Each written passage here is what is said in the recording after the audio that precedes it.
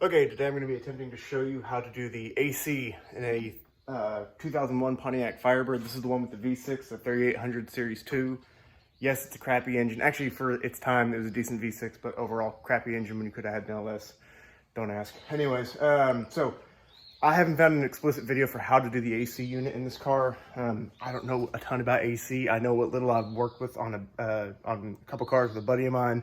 He's going to actually pop in this video at some point and help me out. But for right now, he's not here, so here's what I'm going to go ahead and get done. My goal is to get the compressor way the heck down here out today.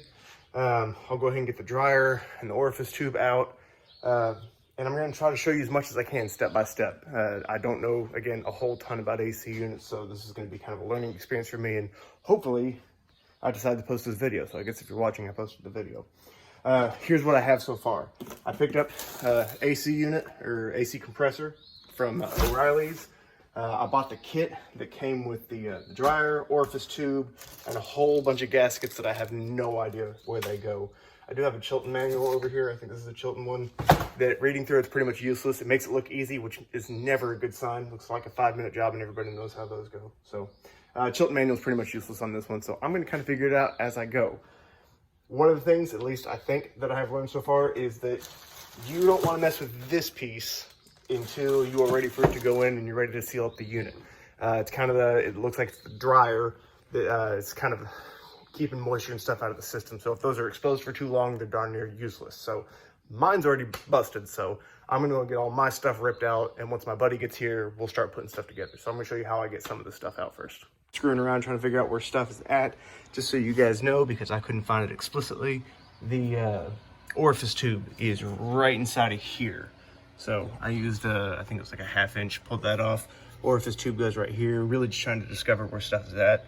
So now I'm gonna actually start trying to get to the compressor. All I've done so far is pull the belt. So now I'm gonna hop down here and try to figure out what to do next. Obviously the first move is going to be disconnecting the switch for the clutch. So I'm starting off by removing 3 bolts. You can see one right there, and there's also one down here.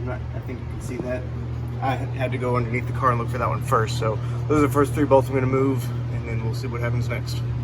So unfortunately that didn't do near as much as I was hoping. Turns out there's some bolts in the back. So here's what I'm doing now. I'm gonna go ahead and remove the rear lines. So I undid the back with a 1/2 inch, but that's not gonna leave me a ton of room. So I've gone ahead and disconnected this one, and I've disconnected this line down here that goes into the bottom. That was a 10 mil, I think this is a 1/2. Maybe, no, actually backwards. This one was the 10 mil, that one down there is a 1/2. And I know this is an American car, so it's probably like a 13 mil or something, whatever. Now I'm gonna try to pull the lines up. All right, got those AC lines out. So now I'm gonna see what I can do next. Kind of looking down in here. I'm not sure how many bolts there are. I can see one right there for sure. And I think there are 3 looking at the compressor that I got. Yeah, I cannot get my phone down there for jack. So I'm pretty sure there are 3 bolts down there that I gotta undo. That should release the compressor. I lied, there's a much easier way to get to that. The 3 bolts that I was talking about back here, I think they're there, but there's a 15 mil bolt right here that seems to release that whole bracket. So at least at this point, I've got the compressor loose. So I'm gonna finish pulling that out and hopefully it comes right out. Okay, so I've pulled the 15 mil bolt. And this is the part that I really wanted to show off, because I've heard all kinds of crazy rumors where you have to lift the engine and whatever else to get this thing out. I want you to see how easy this compressor comes out. Bam. Compressor's out. Really is not that bad if I knew what I was doing in the first place. So hopefully this video will help some of you guys out. So I'm back to working with the orifice tube because I'm kind of waiting for my buddy on some of this. All I've really done is swap out that bracket. So I've pulled that out of here. I'm about to install the new orifice tube, which is really just a matter of pushing it in there. That's it. So then I'm gonna go and hook this line back up and get it back in there. This is also gonna be one of the first gaskets that I replace. I just kind of matched it up with the size of the ones from in there. I've pulled it off of that part right there. So I'm gonna clean it up a little bit and toss this one on there. And same with this gasket. This is the line that the orifice tube goes in. I'm gonna replace that one right there while I'm at it. This step, pretty much what we did is we took the original compressor. I drained out the oil that was in there. That's actually what that is. Had almost 3 ounces. This said that it came with 3 ounces in it already. So had almost 3 ounces. There's probably some left over in here.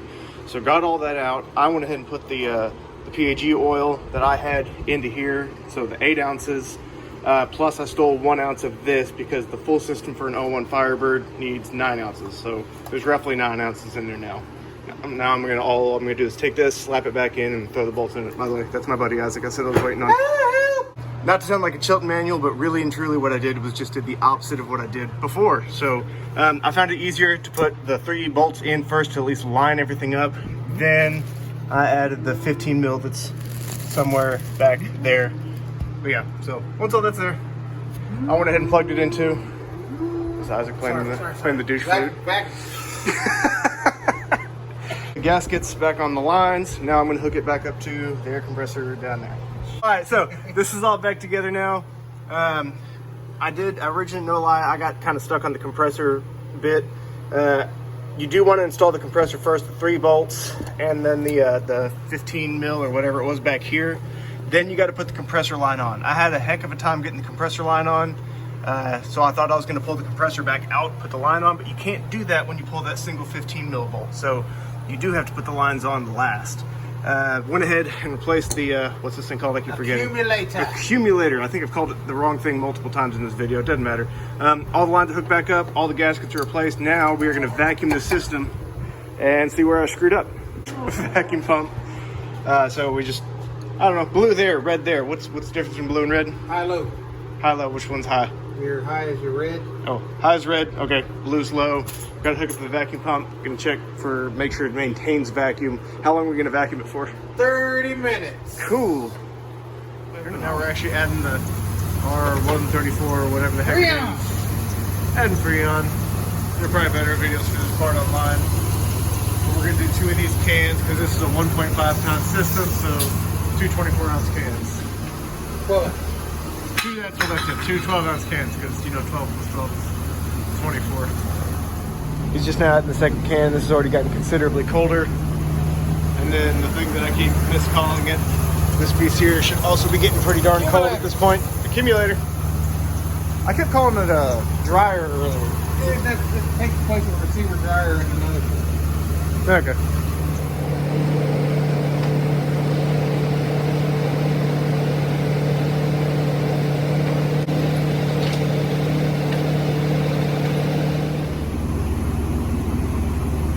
Good. They're nice and cold now.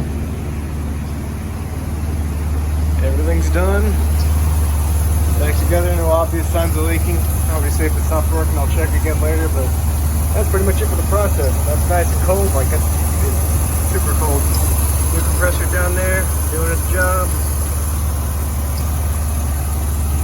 If you ever have any Firebird issues, be sure to like and subscribe to my page, because I might be able to help you out. I might have done this at some point.